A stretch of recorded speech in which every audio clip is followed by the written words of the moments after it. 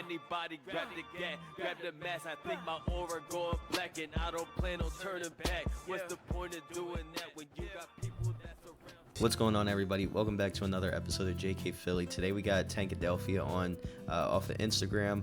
The beginning of the video, the audio was kind of corrupted, so I'm just recording over this. I do specify in the video that this is the last episode of the series.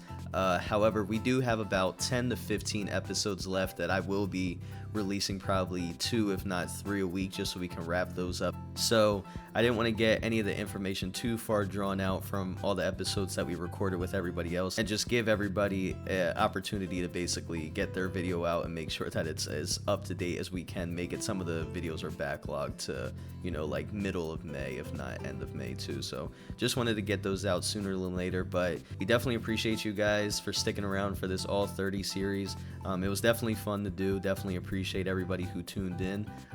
But we will definitely release more episodes as we go. But like I said, just want to get these videos out as soon as I can. So hope you guys enjoyed the video. Stay tuned for more Sixers and more Phillies and Eagles and all the other information that we're going to get soon coming here in the summer. And yeah, hope you guys enjoy. Definitely appreciate you coming on.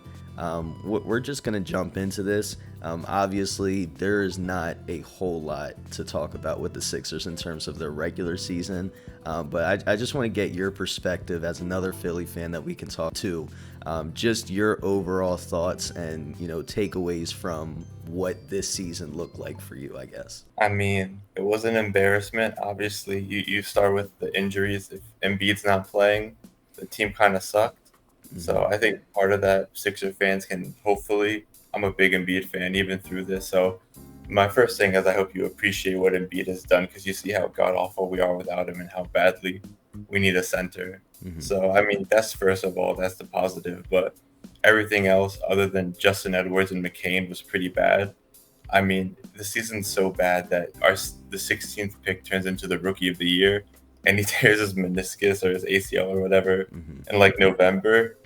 So, I mean, that definitely helped with the tanking, but we could have even done a better job in terms of like developing our young players, in my opinion. Like, I'm happy we tanked and I'm happy we lost, but we still kind of botched the Ricky Council situation. Like earlier, we could have played him instead of Eric Gordon. We didn't. Yeah. There was a lot of things that went wrong that I don't trust Nurse going into next year. And I think a lot of it obviously was injuries, but a lot of it was just the team construction. Like there was just no shooting, there was no offense. So ideally going into next year, you see Morey's already getting younger. I think bringing back Grimes for an entire season and McCain being healthy, the shooting will be better. So, I mean, the two biggest things are kind of being taken care of, but I don't know what more to say about that. Yeah, no, I agree. And I'm glad you brought the Embiid thing up, because I've been an advocate for years of I can't stand the section of this fan base that's so willing to trade away a generational talent like Joel Embiid. Like, I try to tell people, like, guys like this do not just come along. There are good players. You'll have good players, but we might go our entire life without seeing another Joel Embiid. And I just hope people appreciate that. And I agree with what you said. Other than Edwards and Grimes, it was really hard. Like, you were hoping with all the stars going out that McCain would get a year of development, and then he goes down. So it's tough to pick out some positives of this season. This was one of the roughest seasons as a Sixers fan, and I watched all the process years, and this was hard. Yeah, I mean, I spent the entire year since November rooting for us to tank, and it took about like January, February for us to finally commit. I know.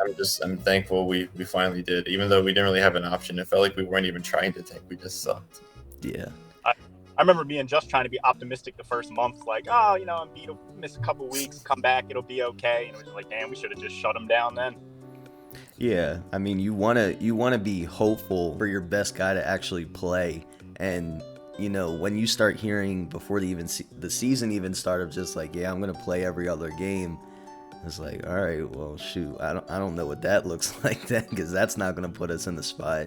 And then really the only positives were like the new guys that came to the team of, our rookies and Grimes and even like Yabusele, and just like showing what they can do is like, hopefully you guys can keep up and do that next year, because this year it's kind of pointless. Yeah. But I definitely wanted to talk, like I was just alluding to, I may be wrong, but every Sixers fan that I talk to, nobody really likes Paul George, or like obviously his stint was not great this season, because a lot of people are like, man, we should try to trade him, or like, no, it was just a bad year, let's try to see, like, feel it out for next year? I just want to know what side you're on with that. Yeah, so I mean, I didn't really pay too much attention to Paul George before he got here. Obviously knew he was a pretty good player.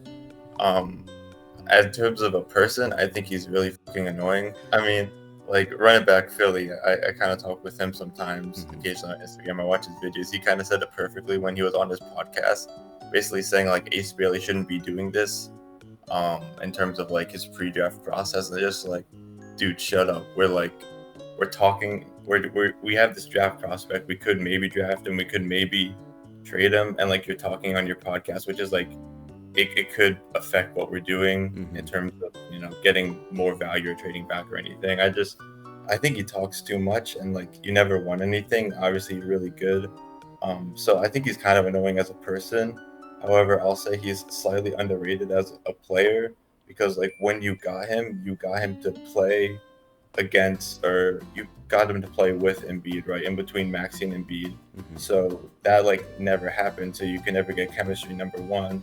And number two, I think, again, I really don't like Nick Nurse. I know a lot of people are hoping he's going to, be good this year, because it was just the injuries that he sucked. I kind of hope that too. But when we first got Grimes, he just, like, stuck him in the corner. I forget the exact statistics, but he didn't use him right either. And then with Paul George, he's playing him as, like, a point forward almost all the games, right, where he's, like, playing through Paul George. When the year before we got him, he shot a career high of 42% on catch and shoot threes. And then you get him, and then he's never shooting catch and shoot threes. So I think in a world where you just play him at power forward, which he claimed he doesn't want to play, you just stick him at power forward, and you just, have him do what Tobias did, basically. Like, have him just be a better Tobias Harris, and then build your team around Grimes, Maxey, hopefully Yabusele, and the young guys. Then I think the team can be really good, but I don't know if he'll be willing to buy into that. I don't know if Nurse will do that. So I guess we'll just have to see. But I think there is some hope in terms of the player. Yeah, all my Paul George hype is gone. I'm holding out no hope for Paul George. He annoys me too. The one thing I miss about David Stern running the NBA is he would have nipped these player podcasts in the butt as soon as Draymond came out with his. There would be no player podcast in a David Stern run NBA. And it is annoying, and all the players that have them seem to be kind of annoying. Like you said, I don't want Paul George giving his opinions on Ace Bailey when, man, just wait 2 days later until we took Edgecombe and then say what you want about Ace Bailey. Why before the draft are you giving opinions on somebody we might still take? And yeah, it was just the Paul George experience. Me and Just actually went to the first game where all three of them played, Embiid, Maxey, and George. And Maxey and Embiid were terrible. And Paul George was out there hooping. And we were like, oh, this is going to be great when they figure this out. And then everything else was downhill after that game. There was one bright spot, and then I don't remember him having another good game. It's definitely been an experience. As a Sixer fan, I would love to still try to support the players as much as you can, support Nick Nurse, and understanding this is what we're giving you, try to make something work out of it. It was a lot to deal with, a lot of new faces, a lot of new responsibilities, a lot of different scenarios that we had to deal with, of just like the drama even early in the season. I know it wasn't like anything too crazy, but like Embiid and Maxey having some type of conversation about accountability, and like just going over that, and then Embiid smacking somebody or something like that, like a reporter. There was yeah, man. I'm just running it back through my head. I'm like, there was so much drama that we dealt with that was so pointless, and Paul George didn't make it any better. And I've definitely spoke my piece about how I feel about Paul George on this podcast, but the only thing I can do is I can think in my mind of like, man, if we are healthy and we got, our guys are ready to go, like McCain's ready, I can be confident with that. Maxey's ready, I can be confident. And then whoever, we come back with, I can be confident with. But you guys alluded to it a little bit, talking about the draft. I do want to know your thoughts about Edgecombe and what you think he's going to be for us. Yeah, I mean, I was a big Ace Bailey guy for a very long time, and I have my reasons for that, but I'm not going to talk about Ace Bailey because he's not a Sixer. And my like caveat with even though saying like I wanted Ace Bailey was that I trust Daryl Morey. So like whoever he picks, I'm going to trust him because he hasn't really missed on a single first round or second round pick in the last 5 years, except for Springer and Petrushev, but it still manages to find Ricky Council and Edwards as undrafted free agents. So when you're that consistent, you're better at it than me. So I'm not going to judge anything you do. But in terms of the VJ versus Ace comparison, I do like the VJ pick over Ace, because if he did pick Ace, I'd be happy with it, because that would mean that like all the people's worries probably were not that serious, so he probably was a better prospect. But the reality we live in is that VJ probably is a better prospect than Ace, so I'm fine with that. And like a lot of things people need to realize is if you retain the player and he doesn't suck, you're gonna have him for 5 years. You're gonna have him for 9 years if you retain him in restricted free agency, which you're probably gonna. So you're betting on the person too. And even though Ace Bailey is probably better at basketball right now between the two of them, and honestly has the higher ceiling, like who's gonna reach the ceiling? The guy who caused all this drama, or the guy who lived off a generator for 7 years? So I think he's the better player. I mean, with the fit, you can argue that, but I personally was rooting for Maxey, McCain, and Grimes to start this year, just because I think it'd be a dynamic offense and it'd be fun to watch, and you build up your star power. So if I was rooting for that, then you got to root for wanting VJ to be with that group long term. And I don't know, I don't see why the fit wouldn't work. Now you're stacked on guards. Like, if you're complaining the Sixers are stacked on guards, you haven't been watching for the past 5-7 years, so there's not really much to dislike about it. Yeah, no, I can remember years and years and years of us just trying to find a backup point guard that could bring the ball up the court. And I was an Ace Bailey guy too, and more for the reason of I saw a large portion of Sixers fans that wanted to draft a guy that was almost just going to be a good role player for the next year or two. And I did not want to waste a third overall pick on even if he turned out to be a very good player, like a guy that's ceiling is almost like a 3-and-D wing. Like, I wanted, if you were going to take somebody third overall, if you're going to take Ace, I respected that because it was building towards the future and understanding that as much as I love Embiid, there's a clock on them knees. And Paul George is, there's a clock on Paul George too. It doesn't look like he has much basketball left in him. So I didn't want them to be too nearsighted. But I do like the VJ pick. I think VJ is going to be a very good player. I think he has all the tangibles. I can't wait till that first time in Wells Fargo Center when he dunks on somebody. That's going to be crazy. Yeah. Jumps out the gym. He shows the ability to shoot. Like you said, rough upbringing, so work ethic seems to be there. And after Bailey got drafted, just seeing all this extra stuff of him not exactly out tall and all this extra stuff, I'm like, you know what? I think we made the right choice. Yeah, I mean, and also I think VJ, a lot of people, think VJ as a safe pick and Ace as a risky pick. I actually thought it was the opposite, because Ace, you can bring him right away as a stretch 4, stretch 3 type of player. But his ceiling, might be higher than VJ, might not. I think it's definitely lower than people realize, because you typically don't reach that star level without any sort of playmaking or without any sort of handle. And I mean, VJ also doesn't have that, but VJ does have the athleticism, and a lot of the Josh experts I've listened with and some of the intelligent Sixer fans I talk to and I trust have the same sentiment, where if you were drafting for a lineup with Embiid, you would draft Ace Bailey. If you don't care about Embiid, then you would probably lead towards VJ, because he was undrafted, or he was unranked his junior year, came over to the New York, the Americas, sometime around then. I don't know the exact time. And within a year from being unranked his junior year and his senior year, he was a 5-star recruit, ranked 5th in the country. He goes to Baylor, and then the first practice, the coach from Baylor shows him one session of film on how to change his jump shot. He changes his jump shot right before his first major season, and then he starts off rough, but halfway through the season, it actually clicks, and he's now shooting 37% on catch and shoot threes from January to the end of the season. So he's proven is improving, and he's going to keep on improving. So that to me is by far more likely to be a star than Ace. I do kind of want to move into the last bit of stuff that I had. I haven't been keeping up so much on like terms of contracts and what we're looking at, but the biggest things that I see on social media is like we might have to make a decision on like Grimes and Yabusele, or I'm just kind of curious what you think would be the best lineup for what our team really looks like right now to continue to go with. So just a disclaimer, right? There's like a million rules in the NBA, and there's a million like sub clauses. So like I'm not an expert. I read what I can, and with the information that I've garnered with salary caps, rights, and everything, I actually made a post at like 12 today of how we can keep Yabusele and Grimes. So it is possible. But in order to do so, you need to trade Drummond. You need to either trade Gordon or have him opt out, and then you probably promise to re-sign him. Otherwise, he's not going to opt out.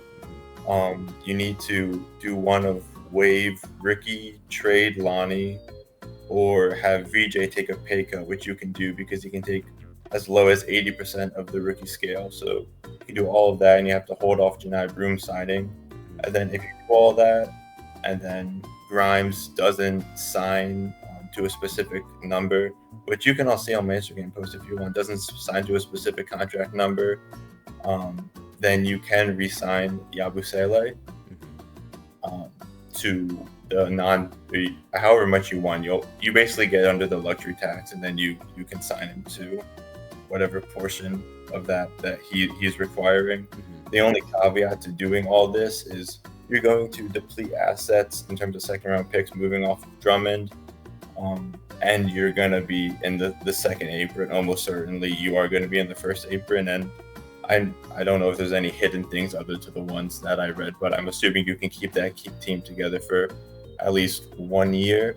So me knowing Maury, I think he's going to do that. I think that's the route he's doing. Yabusele just purchased a new penthouse, I believe, in the Philly area. Yeah. So it's seeming like he's gonna stay. The other option to not doing that is to just say like we already don't have that much assets. I'm just going to use my taxpayer mid-level section. I'm not going to re-sign Yabu. I'm going to get someone a little cheaper. I'm not going to trade away Drummond. I'm fine with that front court depth. And I'm just going to get cheap players, and I'm just going to build what I have, because that will be easiest, and there's no guarantee Yabu will sign back anyway.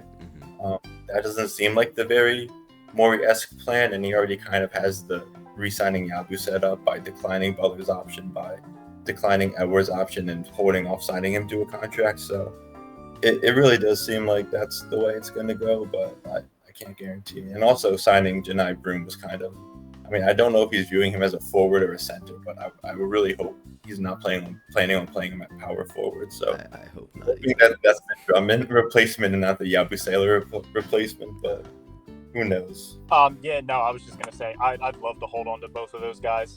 Yeah. If you had to choose one or the other, would you rather see Grimes or Yabusele back? If I had to choose between Grimes or Yabusele, it's obviously not Grimes. Like Grimes isn't the one that's gonna leave. Like we're matching any offer no matter what.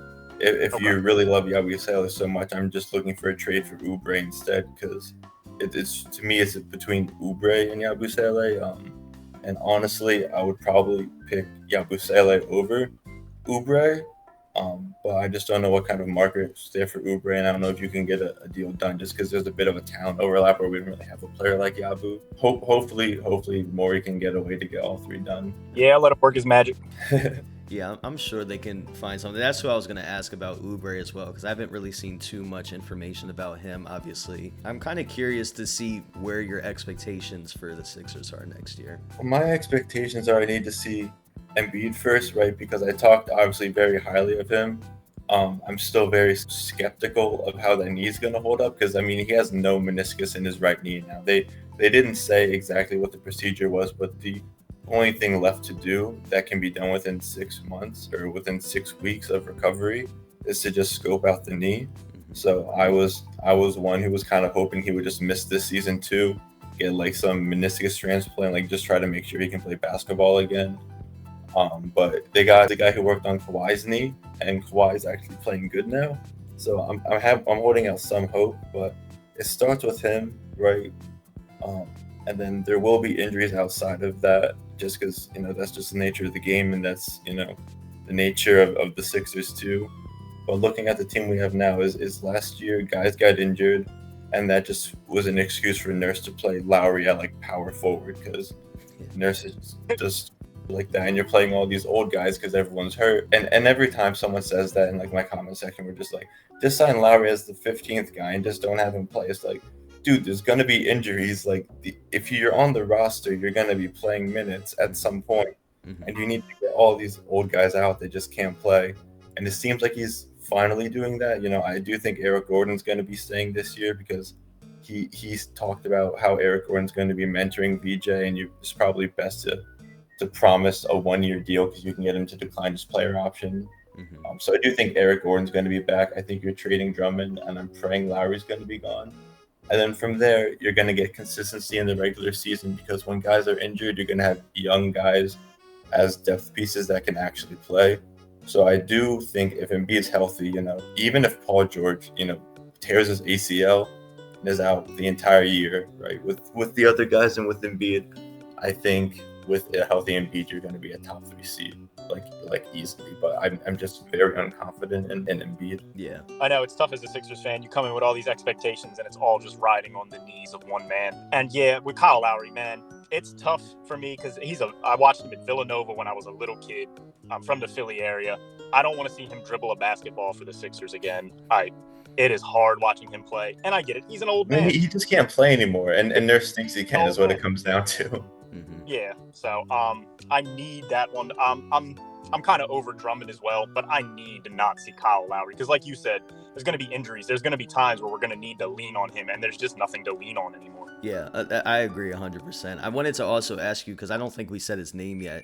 What's your thoughts about Adem Bona? Like, if we do get rid of Drummond, do you think Adem is somewhat able to step into that backup position yet? Or do you think in a trade with Andre that we're going to try to get somebody who can at least back us up? This is why I love, or I won't say love, but this is why, because I don't love Jan Abram. I didn't like him as a prospect, but I love the idea of drafting a center in the second round, because you need a young center as like a third string, because Adem Bona, he has some Paul Reed tendencies, and at least now he's going to get into foul trouble.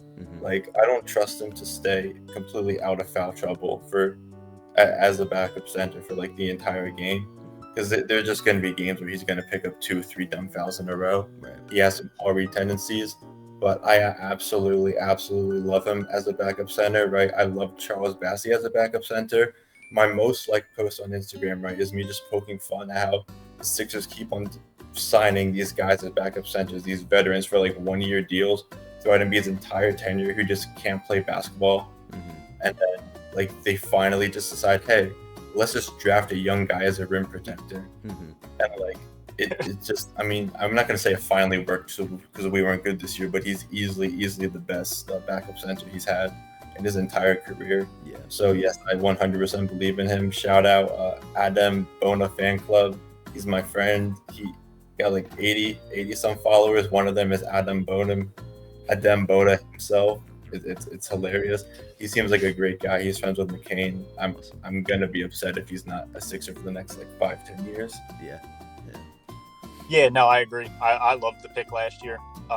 Like you said, he still needs some polish. He still needs some work. But yeah, dude, it was a conveyor belt of old 1-year veteran centers for years now. And you could argue maybe Dwight Howard worked, but nobody else even came close to even being a serviceable backup. And Dwight Howard was here for 1 year, and then I mean, he was good, but then he just would get ejected in the first half, and then you get Andre Drummond next year, and you trade him in the Harden deal. Right. Yeah, it's comical. Yeah, well, I mean, that's majority of the stuff I have. I know there's probably a lot more rabbit holes that we can go down, but I think we hit a lot of the main things. I definitely appreciate you coming on. I know you said it was probably the first podcast that you had on YouTube, so definitely appreciate you coming on. Of course. If there's anything, I know you're mostly on Instagram and stuff like that, but if there's anything that you got that you're doing that you can come up that you want to shout out, or just shouting out your page and stuff like that, I would love for you to do that.